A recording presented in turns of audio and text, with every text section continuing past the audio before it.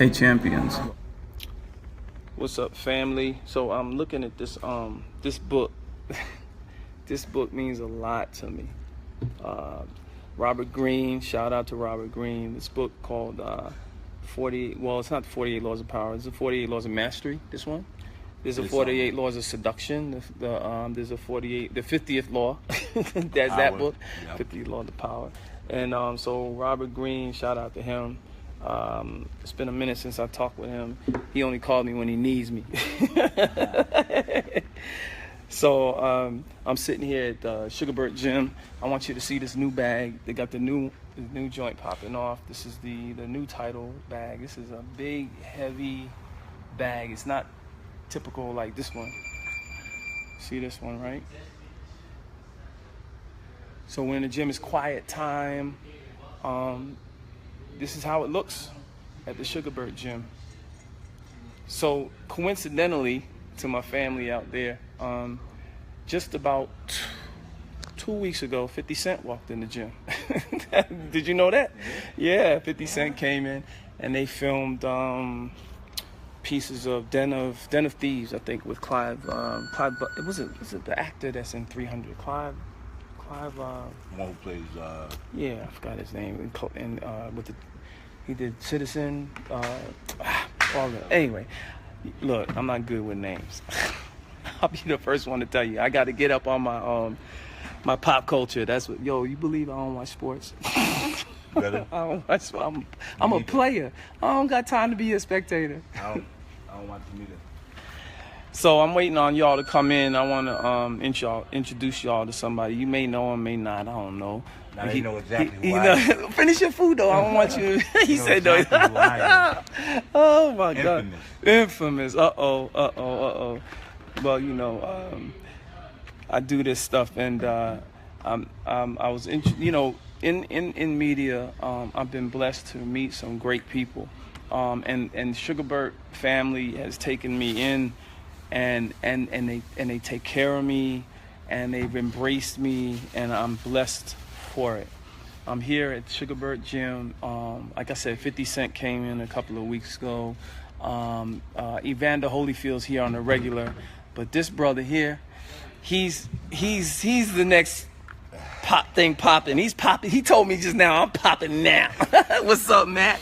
What's good? How's everything? What up?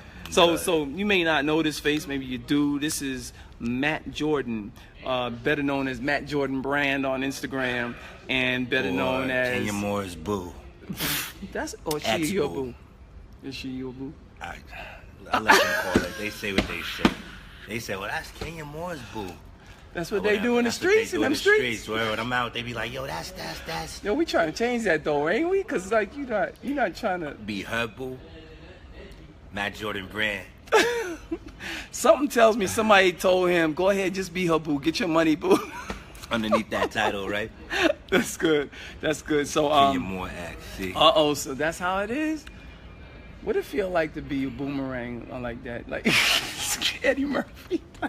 Boomerang. What it feel like? I don't know. It's I know that's how they originally know me.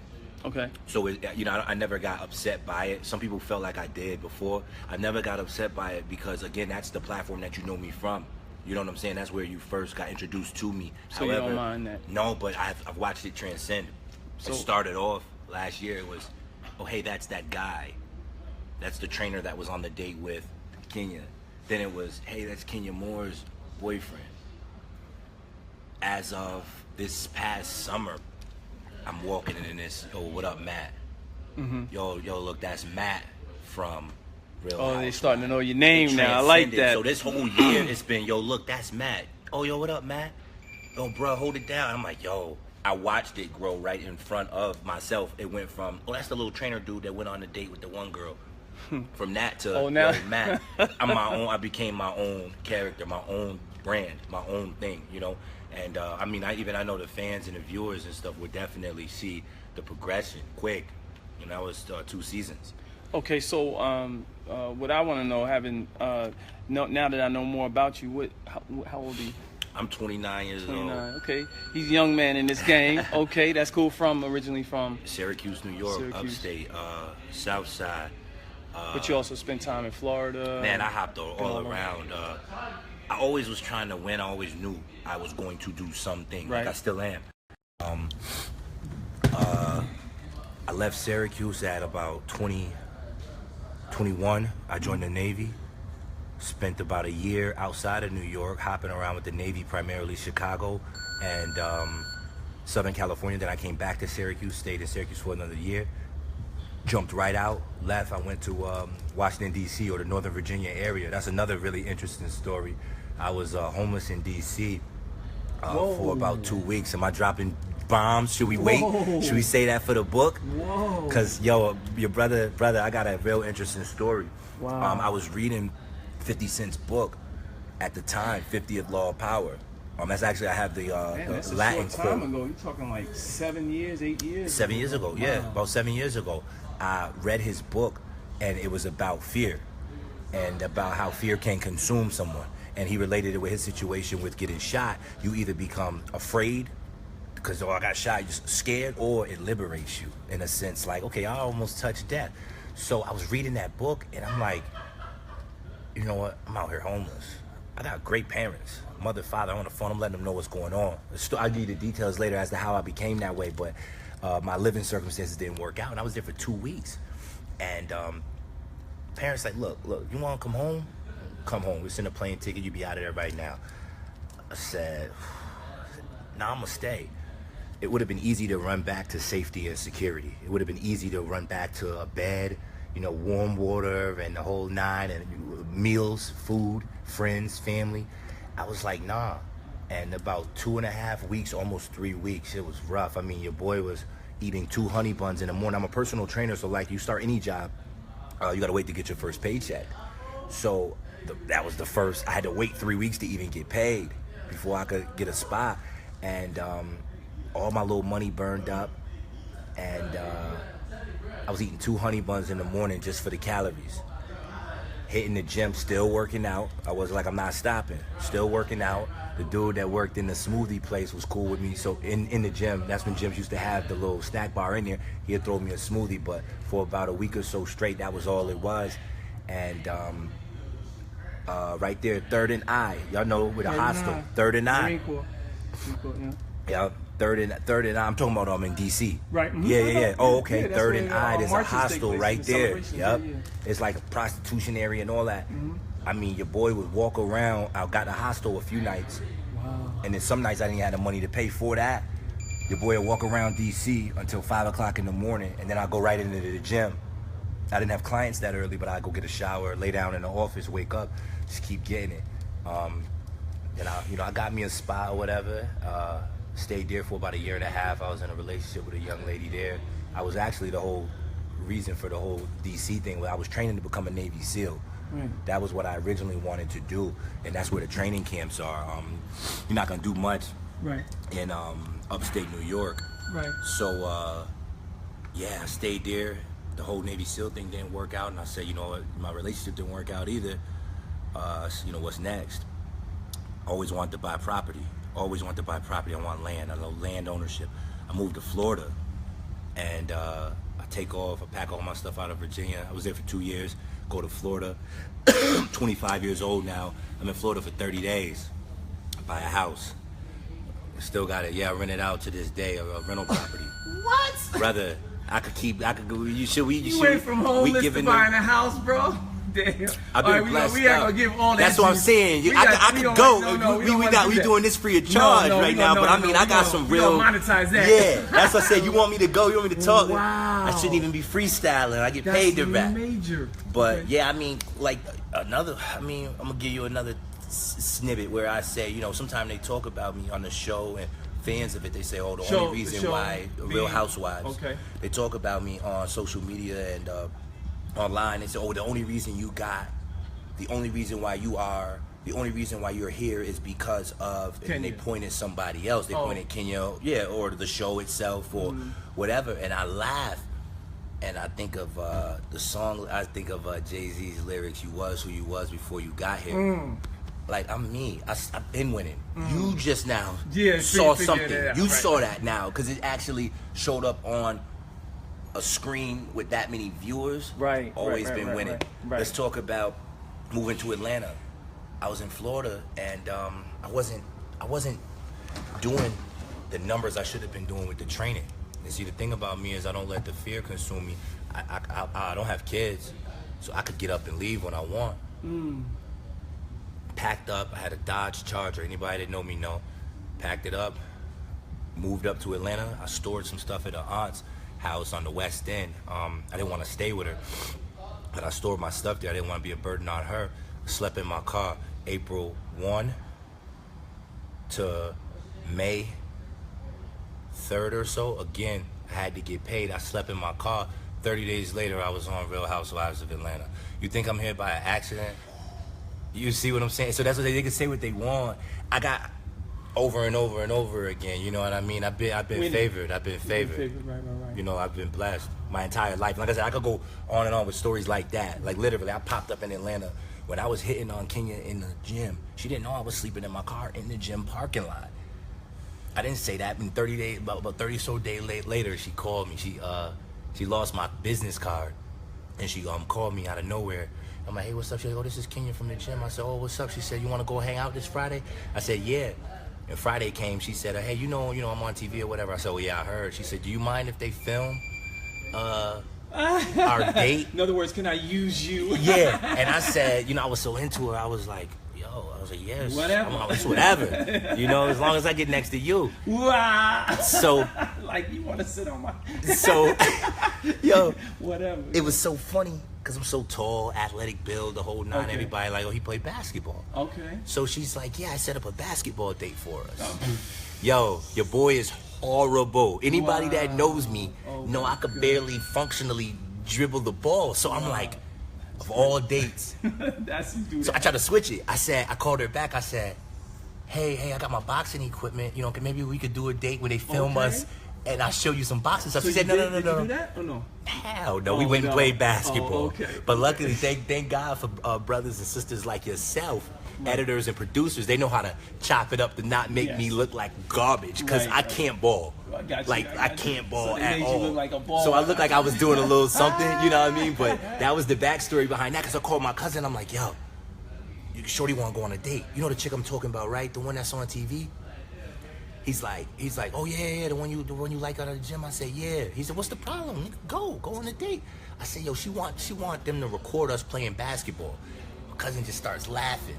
He said, yo, no jump shots, just layups for you. Like, you know, I'm trying to strategize how I'm gonna do it, but yeah, our first date was a basketball date. They saw it, they filmed it. It was on last season 8, episode 1 or 3. Well, we're not gonna give all the jewels away. I'm just, like I say, things happen in my life for a reason, just like they happen in yours, and maybe the universe brought us together for a reason. So I'm gonna win. We gonna win regardless, you know. Yeah. And you know, I just feel like every person that's been lined up in my path, whether it be viewed as good or bad, you know what I'm saying? It's for a reason. Like I was supposed to run into you. We were supposed to be doing what we're doing right here. You know what I mean? So it's not much you could tell me when I get when I get blessed with certain things or I'm faced with certain opposition, because you know it's just an obstacle as well, a learning experience, you know, so it's all good. Wow, that's did you hear that? Did you hear that, y'all? He's basically talking about the law of attraction. He's basically actually buried in believing, I want to say the hype, but believing the reality behind what he attracts in his life, what he's supposed to get. And so we met today. We've been seeing each other in the gym, but here at SugarBert, but they've been trying to get us together. Yeah. And now, what do you see? What do you know? We talked for a minute. I feel like Relentless was the missing piece of the puzzle. I've encountered several individuals, celebrities and otherwise, friends, family, people in fitness and all over, random people even, and they go, Matt, you need to tell your story. Matt, you need to tell your story. We don't really like how the show is depicting you, and you need to do more this, and you need to do more social media and get yourself out there and this. And I'm like, yeah, I can, but with this platform, you can't mess around. It has to be Got to be done right. It has to be done right. So I can't just get my homeboy or somebody to come, Pookie or Day Day to come hold the camera while I you know, punch the bag. I'm like, yo, this has to be dope. I'm like, if I gotta go hard. Right. I'm like, yo, I gotta do web series. I gotta throw a documentary at them. I gotta throw interviews at them. Books. I gotta books. The whole nine. I gotta tell my story for real, but it can't. Gee, I wonder who could do that. Yeah. If you guys know anybody, hit me up at the Matt Jordan Brand, right. and let me know if you know anybody that could put that together for me. So, right. you know, definitely, we finally ran into each other, and I think this is the missing link, and I think within the next week 60, or two, yeah. Week or two. We're gonna be flinging them. We're gonna be flinging them on you. You know, he's gonna work on the website, the social media aspect. So get ready to see a whole different me. We're gonna roll it out. But just an aspect of me that you haven't seen. Yeah, you know, that's true. So you've been gym for a minute. Got the whole gym here to yourself for a minute. So what do you feel about boxing? What does that do for your life? Structure. There you go. Need it. Did I say structure? right. You know what I mean? I'm like ADD'd out, and I'm like here, there, And when I joined the Navy, people asked me what was the best part about it. Was it the traveling, the pay? I said, no, it was the structure. The structure. Look, I got a set time to be here at this time, and I have to accomplish this while I'm here. Boxing gives me that back. You know, I've been so rebellious my whole life, and an entrepreneur, and all of these things, these freedoms, where I make my own schedule for work. You know, that's a liberty that should be enjoyed by somebody with self-discipline. If you lack that, I don't think you will go far. And I've fell quite a few times because of my lack of discipline. Boxing just instills something about it. It just does it for me. Our conversation prior to was about being the new guy again. You see what I'm saying? And we all get comfortable in comfort zones, whether it be in your job, sports, different things. And I was comfortable just being the fitness expert, the workout guy, you know. Boxing, you had to start over, you know what I'm saying? And gosh, it gives me a second family. It gives me a coach, somebody to actually respect and that I have to listen to, you know what I mean? You know, and that's been a problem for me and a lot of brothers out here. Don't ever want nobody to tell you nothing, you know what I mean? So you gotta come in here humble, and you gotta be ready to listen and learn. And I mean, when Bert starts talking, small keys to boxing and the way you turned your body when you threw that punch, I'm like, yo, you know what, he's right. You know, it's the smallest things. It was me and another guy in here earlier, and Bert was just like, look, just move the foot there, and then you got this opportunity, and it's like, wow, that changes the whole game. So I was at another boxing gym prior to coming here, and I kind of just did my own thing. I just would show up and just hit the bag, and then I don't know, it just wasn't right there. Again, I'm supposed to be right where I'm at. Home. Right. It wasn't right, and I just said, let me just look up some more boxing gyms. Wow. And then I found this one. I'm like, why did I miss this one? Because the other one is right over Down Buford Highway. It's not far, yeah. Mm-hmm. So why did this one not come up? And I strolled in one day, and Miss Lisa right was the first one I met. And she said, where Kenya? You bringing Kenya in? And I'm like, Lord, that's over. Because I didn't know. Because sometimes it's hit or miss. If people recognize me, they either will or they don't say anything. On that note, how is that relationship? I mean, because it's an ex. You say it's an ex-girlfriend. Yes. Do you at least talk or? Nah, we haven't spoken. We will. You know what I mean? I know we will. You have to get over a little something. She had to get over. Yeah, we could stretch it out a little bit. You know. The damn reality environment, it was rough though. Yeah, especially for me being new to it and just getting thrown right into it. Bro, they handled with the you, relationship. Bro. Oh, I got work. Oh, yo, bro. ask anybody on there, they'll tell you I got worked. So we're gonna change the game. The Matt Jordan brand, Truth in the Truck. We're about to launch a live stream. I'm about to get his branding right, his website right, all of that good stuff. I'm so blessed for the people that I meet, and appreciate you, bro.